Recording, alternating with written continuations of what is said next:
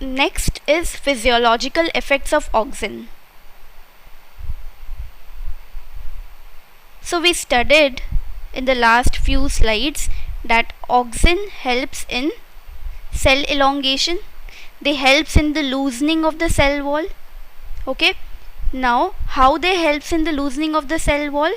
They increases the H plus concentration in the apoplast. Okay, auxin helps in increasing the concentration of H plus in the apoplast. Thus, when H plus concentration increased, the acidity is increased. The acidity of the apoplast of the cell is increased. Okay, so acidity of the apoplast increased. Now when H plus concentration increases, thus acidity increases. This acidity nature of the apoplast, what it does, it activates another protein named as expansin. Okay, they activate expansin protein. Now what does expansin protein does? These expansin protein loosens or breaks the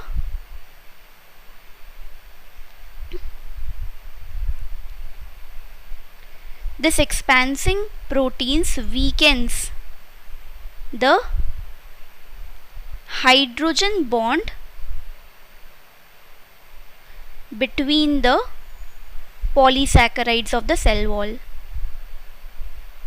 Okay, it breaks the hydrogen bond or weakens the hydrogen bond between the polysaccharides of the cell wall. So what is the result of this? The cell wall, okay, the cell wall layer becomes more flexible so that they can now elongate. Okay, so what I said, so these all happens in response to auxin. Okay, auxin helps in the loosening of the cell wall, that is how they will help in cell elongation. So what they does, they help in the increasing of H plus concentration in the apoplast, and thus the acidity of the apoplast increases.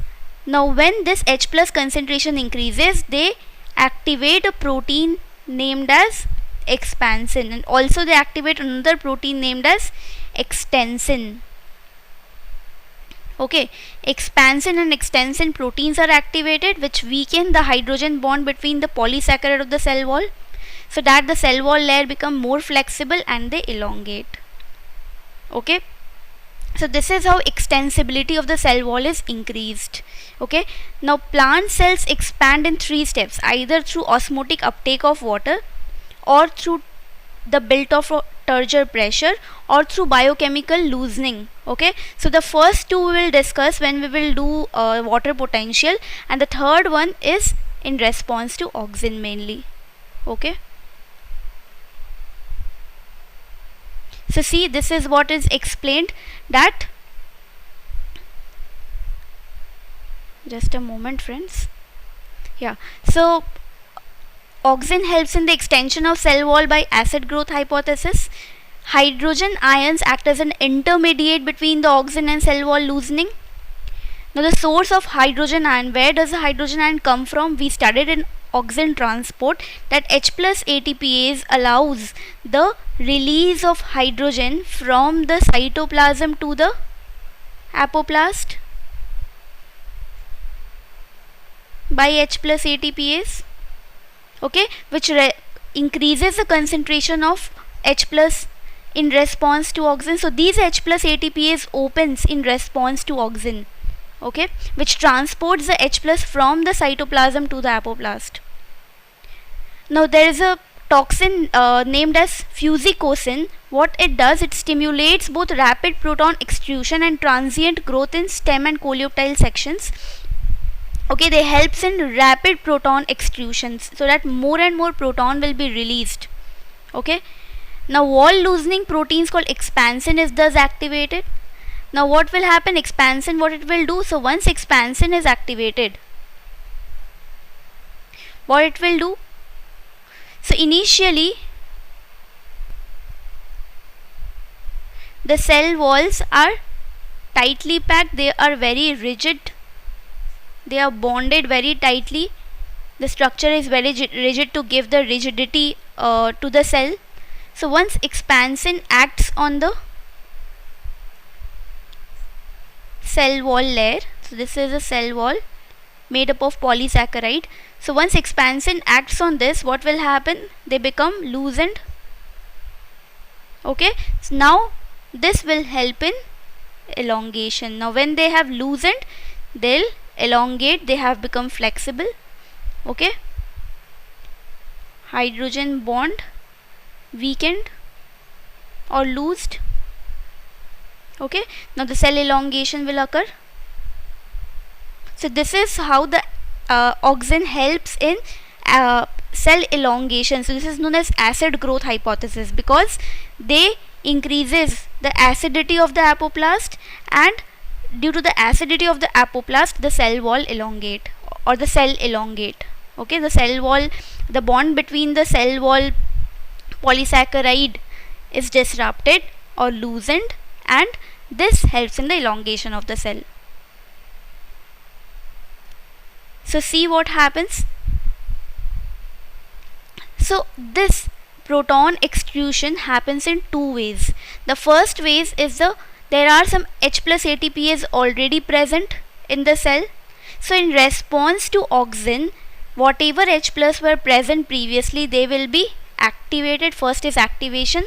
The previously H plus ATPases which are present, they will be activated, and there will be newly synthesized H plus ATPase. So the amount of activated H plus ATPase will be increased in large amount. Okay, so how they are activated? Auxin activates them. How auxin will activate them, we'll see in the next slide. Now various auxin binding proteins have been isolated and appear to be able to activate the plasma membrane H plus ATPase. So what they do? So there are some proteins named as ABP proteins or auxin binding proteins. What these auxin binding proteins does, they bind with H plus ATPase. Okay, these auxin binding protein, they bind with H plus ATPase and thus activate this H plus ATPase.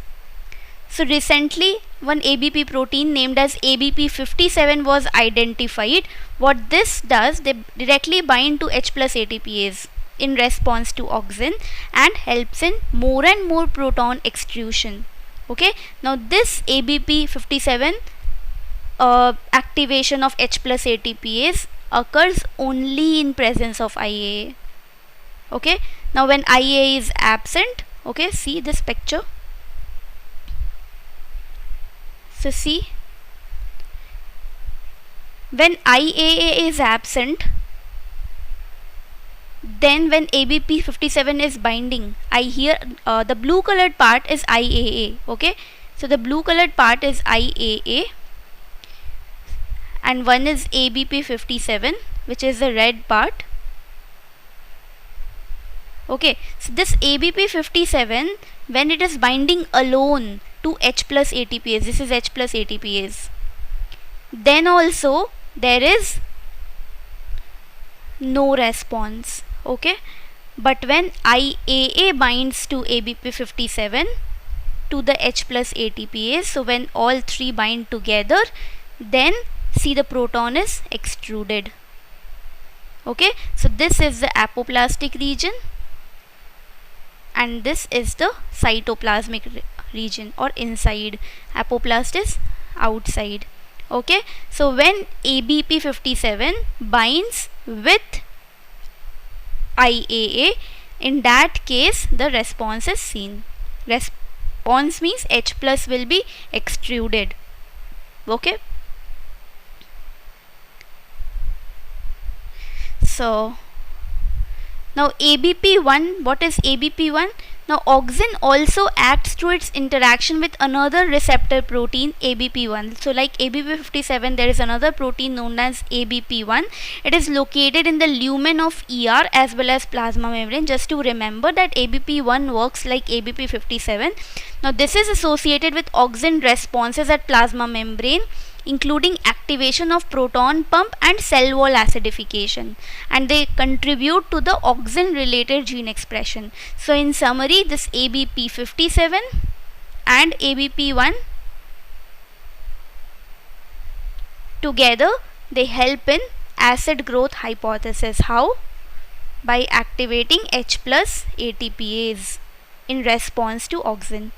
Okay, so in response to auxin, these proteins when bind to auxin, they helps in acid growth hypothesis and thus elongation of cells. Okay, now look at this picture. This purple part is H plus ATPase, which is located on the plasma membrane all the time. Okay, now this have an inhibitory C terminal domain. Okay, C terminal inhibitory domain, and this is a docking site for any protein. Okay, now the catalytic site is inhibited when there is no auxin. Okay, once ABP57 binds to the docking site, still the inhibitory site is not completely open. Okay, still the catalytic site is not completely open. But when IAA binds to ABP57, then ABP57 when interacts on the docking site, then the inhibitory domain opens up. So auxin together with ABP57, when they bind, the inhibitory domain opens up and the response can be seen. Okay, binding of IAA to the second site decreases interaction. So IAA should bound to the one side only, but when IAA is bound to the second site, the interaction with H plus ATPase is decreased. Okay, the enzyme is inhibited. Okay, so the enzyme should bind with only one. So enzyme should bind with the ABP57, and the second docking, see the second site of ABP57 shouldn't be covered. See, I'll write it more clearly.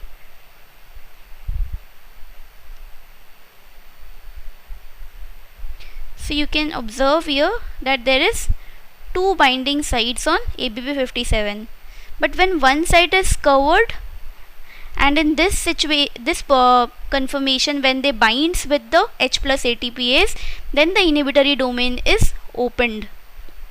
Okay, inhibitory domain is instead removed. Okay, but when this site is also covered, or when IAA occupies, this is IAA, when IAA occupies both the sites, then what happens? The enzyme is inhibited. The H plus ATPase enzyme is inhibited.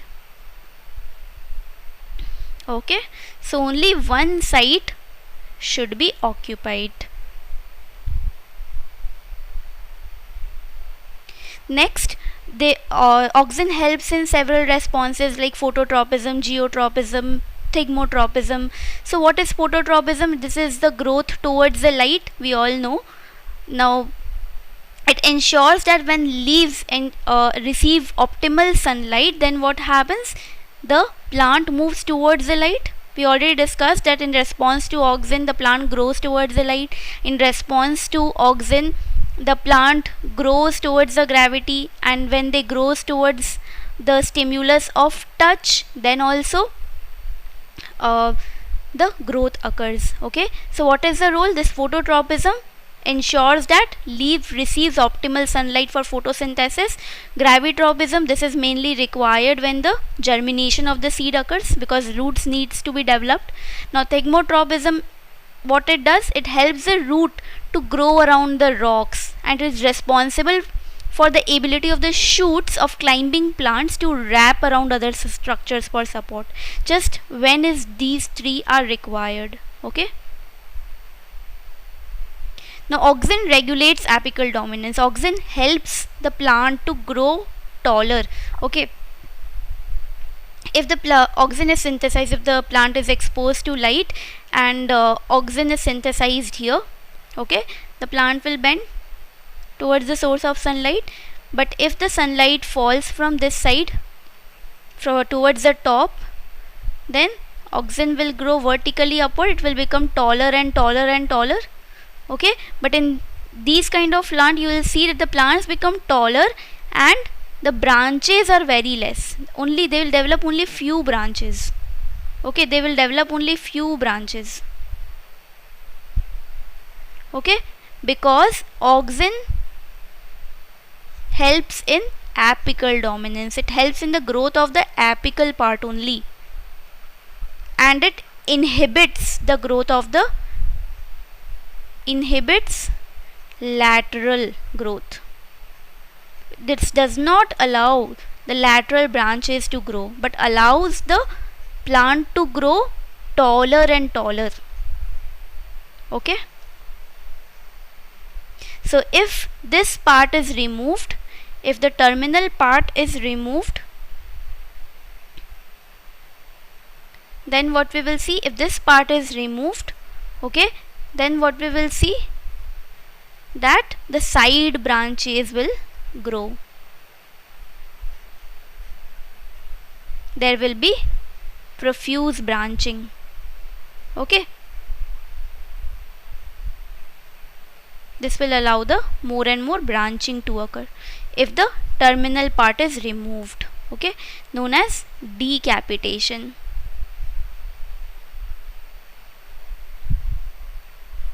Next, auxin promotes the formation of lateral and adventitious root. So we all know that if this is a plant, this is the root, primary root, and these are the lateral roots. Okay, so auxin inhibits the growth of the primary root, and they inhibit the growth of the primary root but allows the growth of the lateral root. Okay, so primary root, which is this one, is inhibited and lateral root is allowed to grow in response to auxin. Now they also helps in the formation of adventitious root. What are adventitious root? Adventitious root is like formation of a root from anywhere. Like if this is the stem and this is root, when auxin is applied, say for example this part, so from here the roots will develop. So adventitious root is like formation of root from anywhere. Okay, so they allow so these are adventitious roots. They allow the formation of roots from any cuttings of the plant. Okay, so if a plugged leaf, if it's dipped into auxin, say for example this part is dipped in auxin, okay, so what happened? Root will start developing here. So these kinds of root are known as adventitious roots. And these adventitious root formation is very much useful for vegetative propagation, like propagation of the plant or the development of the new plant from the stem cuttings, shoot cuttings. Okay. Now auxin delays the onset of leaf abscission. What does auxin do? Like when abscission I have already discussed when I was discussing senescence. So abscission is what? It's like, so when any leaf is excised from a particular region, so what happens? So this is the region, this is a region, say for example here I discussed already that this leaf is about to fall. Okay, this leaf is about to fall due to some reason, and before that there will be the formation of abscission zone. Okay, in the abscission zone there will be an abscission layer, okay, which will detach the connection between the leaf and the main branch. Okay, it will detach the connection between the leaf and the main branch. Okay, so if I draw elaborately, if this is a leaf, if this is a abscission layer, and the abscission zone is a broader area, this is a zone, okay, then this is an abscission layer. Okay, so this is an abscission layer and this is abscission zone.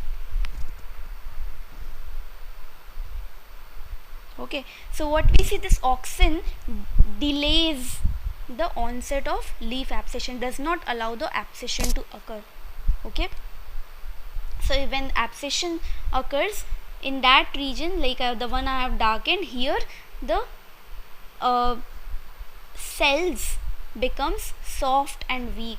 Okay, the cells are digested here, they become soft and weak so that this leaf can easily fall off. Okay, these auxin levels are very high in the young leaves and they decrease in maturing leaves. So maturing leaves are towards senescence, okay, towards aging and senescence, so they decrease in maturing leaves. Okay, that allows the leaves to show senescence, but when auxin is there, there will be no senescence.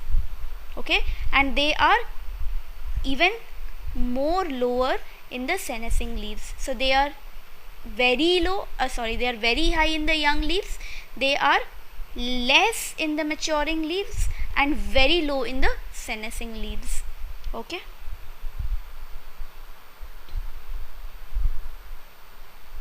now they help in the floral bud development. It was found that when like an auxin transport inhibitor NPA, which we discussed, they help in the formation of abnormal floral development. So when auxin inhibitor is present, that means auxin cannot work. So when auxin cannot work, floral development is abnormal. So which proves that auxin is also required for the floral bud development. Now it was also found that when in Arabidopsis, the pin formed mutant pin1, we already discussed, which lacks an auxin efflux carrier, has abnormal flowers similar to those NPA treated plants. Okay, so if the plants are, if Arabidopsis plant which lack pin proteins, so the one which lack pin proteins, okay, and the one which is inhibited by NPA.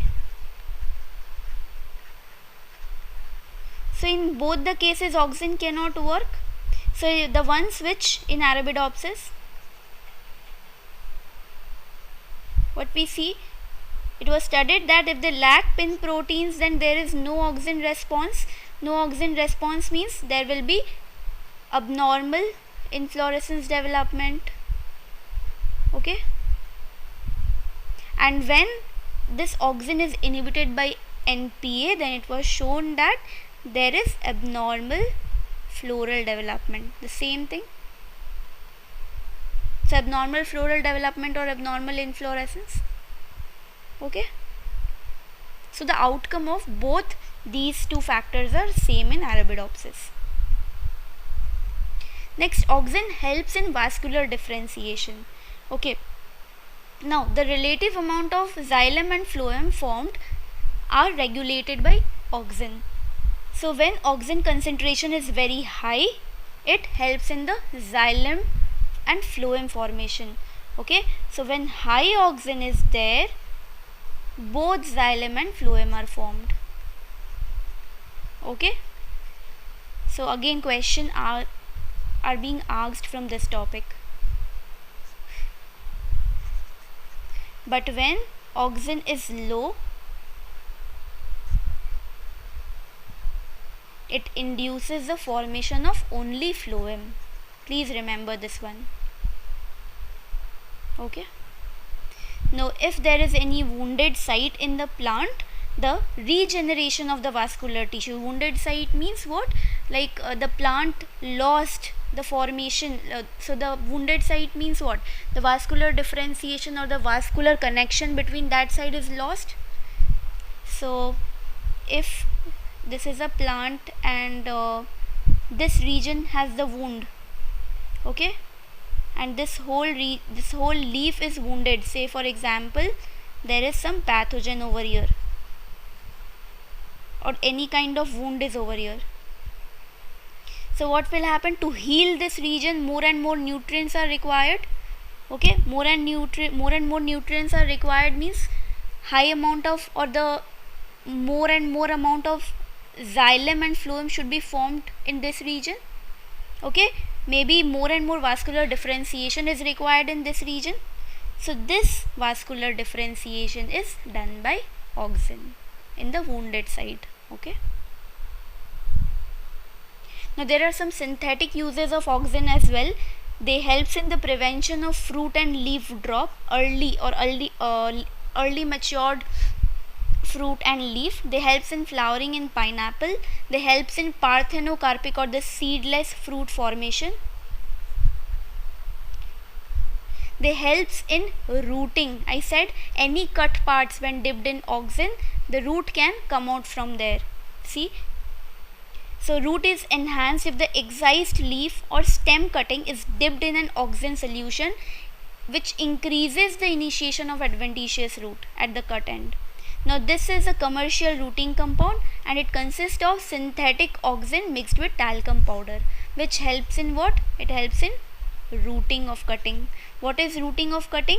Like any cut part of the plant, when it is rooted or when the root grows from any cut part of the plant, it is known as rooting of cutting. Now they helps in the formation of seedless fruit, which can be either a natural process or can be induced by treating with auxin. Treating of unpollinated flower with auxin. The pollinated ones will produce the seed, but we want the seedless fruit, so the unpollinated flowers should be sprayed with auxin to get the parthenocarpy in the artificial condition. Now they are widely used as herbicides. 2,4-D and dicamba are the ones which are the synthetic auxins. What this 2,4-D and dicamba do? They helps in they acts as a herbicide and they kill the broad-leaved weeds. So how they will kill the broad-leaved weeds? So every plant needs auxin to grow. Okay, so they synthesize these broad leaves are the ones, like broad leaves are the dicot leaves. They are the dicot leaves because monocot have narrow leaves.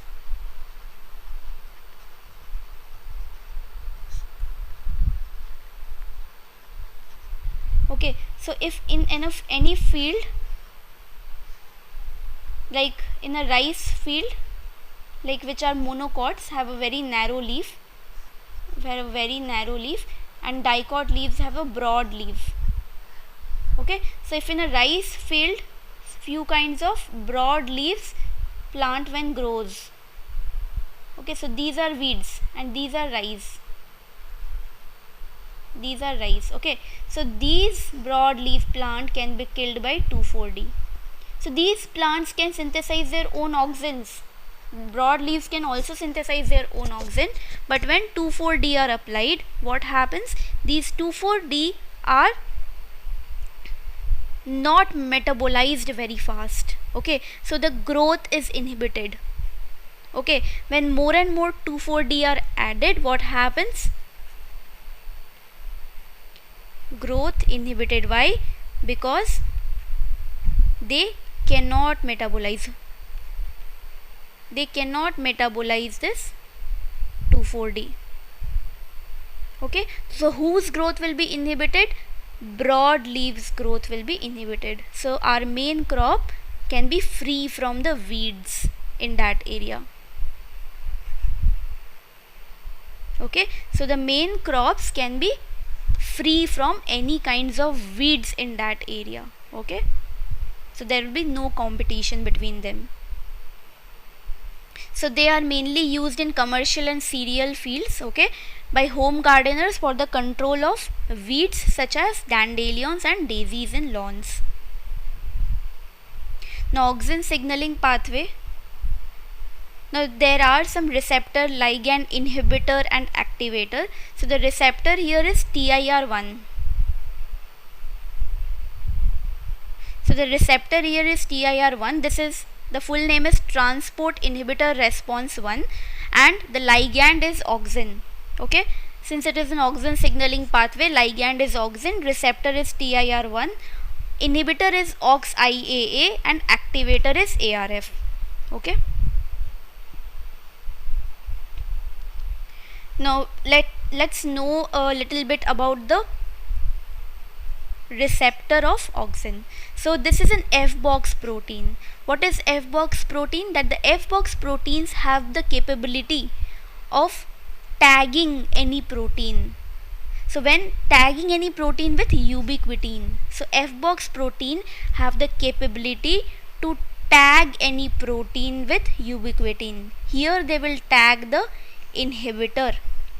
Okay, inhibitor is OXIAA and F-box will tag this inhibitor with ubiquitin so that ubiquitin can be moved to 26S proteasome pathway. Okay, so that the inhibition can be removed, and this receptor is activated when auxin binds to it. So when auxin bind to TIR1, receptor is activated. Receptor is when activated will tag OXIAA to ubiquitin. Okay, so this is a ubiquitin.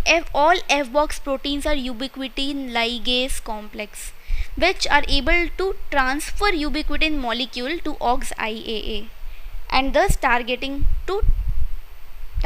them for the degradation in 26S proteasome pathway. Okay, so in this way auxin will stimulate OXIAA TIR1 binding, so that when TIR1 binds with OXIAA in response to auxin, what will happen? They will ubiquitinylate OXIAA. Okay, so see what happened when auxin is not there, TIR1 is not active. When TIR1 is not active, then OXIAA inhibitor is active. Okay, what is ARF? ARF we discussed. ARF is a activator, auxin response factor. So when inhibitor is activated, it is not allowing the auxin response factor to show its response. But when auxin is there, TIR1 is activated, receptor is activated. Receptor then binds to the inhibitor and tag it to proteasome. This will be degraded. Okay, now ARF is free, which will show the response, auxin related response. Okay, so here see, if auxin is not there, what will happen? ARF and OXIAA are bound together. They cannot show auxin related responses, but when auxin is there, the receptor is activated. Receptor plus auxin, receptor plus auxin plus OXIAA, they will bind together, and OXIAA will be ubiquitinated. Okay, ARF is free now. ARF can show the auxin related responses. So here, so in the absence of IAA, the transcription factor ARF. So see, when IAA is not there, ARF, which is the activator, and OXIAA, which is the inhibitor, they are bound together. Okay, they are bound together in the heterodimer form. Hetero means two different molecules are forming a dimer. Okay, when auxin is not there. But when auxin is there, what happens? The response will be on. TIR1 receptor, IA will bind to TIR. Now this TIR will activate the receptor, which is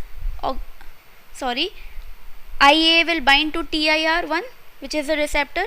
TIR1, when it is activated, it will add OXIAA, it will add ubiquitin to OXIAA.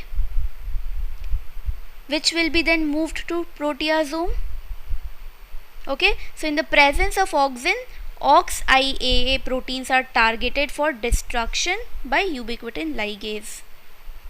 Okay, next, so see, now ARF is free because the inhibitor is removed and degraded. ARF is free. Now ARF binds in a homodimer form to the auxin response genes. Now see, auxin response genes are palindromic in nature. Auxin response genes are palindromic. See, they seems palindromic. So they when binds in a homodimer form on the auxin response genes, it synthesizes what? It activates the auxin response elements. Okay, auxin response genes once are activated, what happens? The auxin response is on. Okay, now this auxin response is when on, it induces the transcription of early response genes. Okay, it induces the transcription of early response genes by promoting the proteolytic degradation of the inhibitory OX proteins we discussed. After that, a negative feedback loop is formed into the pathway where one of the gene families turned on by auxin is OXIAA. So what happens? Up to here, the gene became activated. Okay, when the gene became activated, then the auxin related response will be seen.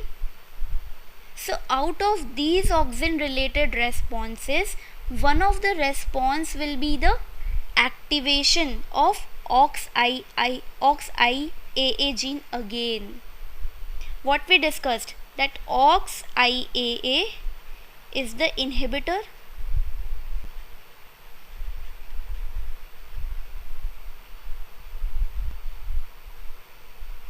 What we discussed, that when auxin binds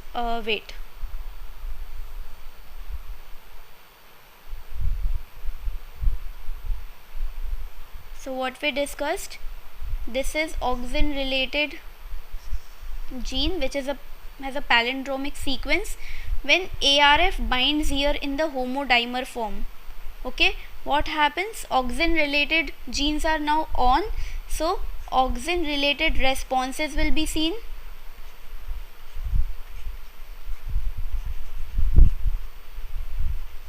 Okay, since the genes are on now, so these are what? These are ARF. Okay, now among these several responses, one of the response is again the activation of OXIAA genes. They are activated again. When these genes are activated, they will synthesize what? OXIAA proteins. From genes it will synthesize proteins. Now these OXIAA proteins, they will inhibit the response again. Okay, so among the several responses of auxin, one of the responses, so like whatever they were about to do, they have done. Okay, now they will activate another gene known as OXIAA gene, which is when activated will produce OXIAA proteins, which will form a negative feedback loop.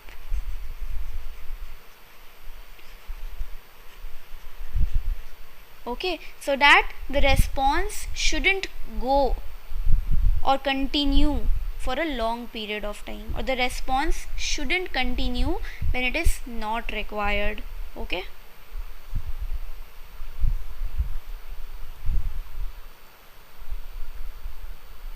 so see,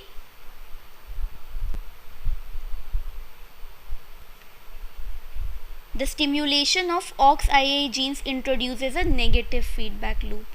Okay, thank you.